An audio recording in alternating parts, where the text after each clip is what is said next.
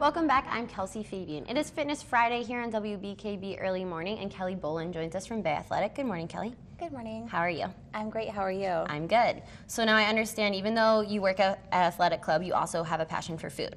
Absolutely. I have a passion for bills and budgets as the Director of Administration for Bay Athletic Club, but I'm also the resident BAC foodie.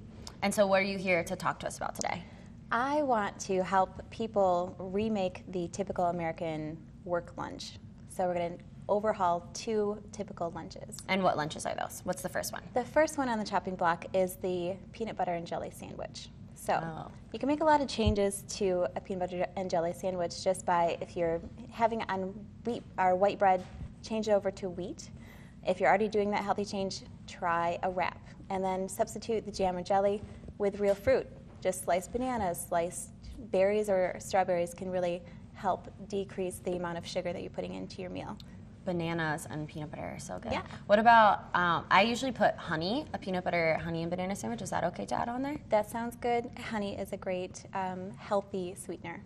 Okay. Definitely okay. And what if you already are using wheat bread? Is it whole grain better or a 12 grain bread or something like that? As long as you're not having white bread, I would say okay. you're doing a good thing for yourself. All right, and what is the second meal?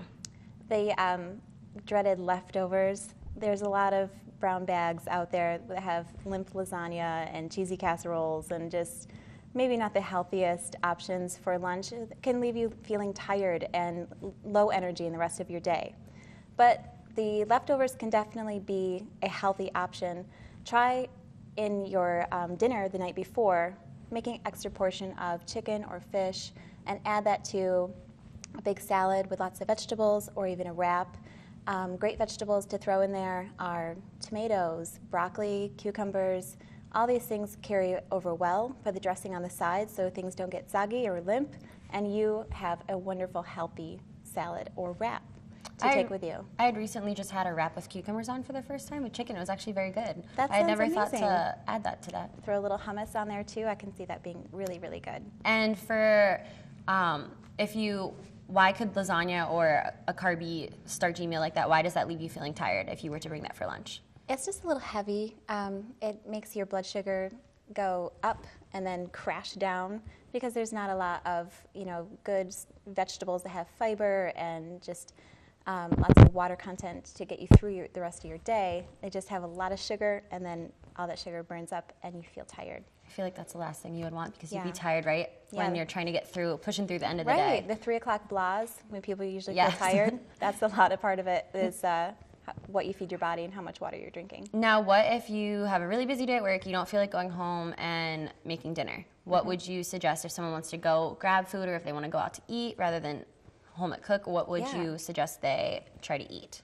There's a lot of temptation when you go out to eat, and that's usually the biggest downfall. So I would always recommend before you go out to eat, have a small snack, something, even just a handful of raw nuts, so that you're not completely starving when you go to sit down and then you're tempted by the chicken parmesan.